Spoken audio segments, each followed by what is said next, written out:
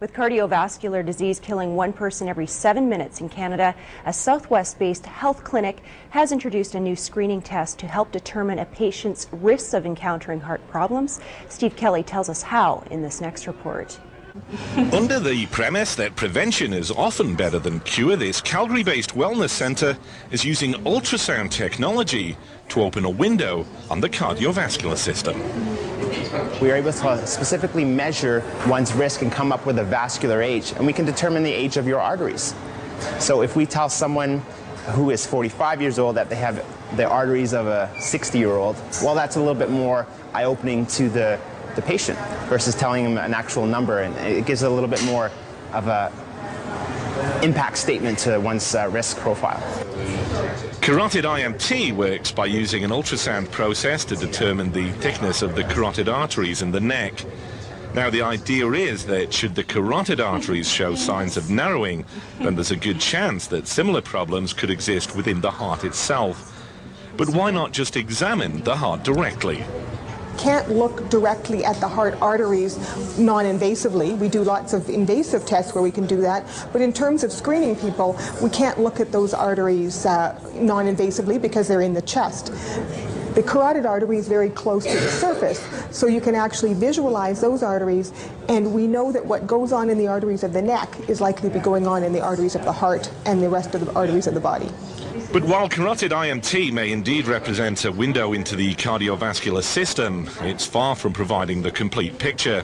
What it can do, however, is provide people with a quick estimate of the likely state of their arterial walls. CIMT is only part of a comprehensive program of risk factor identification. So the most important part is looking at your clinical risk factors, but CIMT can be used to offer an additional objective number that can make people aware of what their risk of heart disease is. One person who decided to find out what her risk of heart disease was is Sandra Thatcher. Showing me that I do have some blockage and my carotid arteries are a little older than what they should be, 5 years older, so it was quite the shock.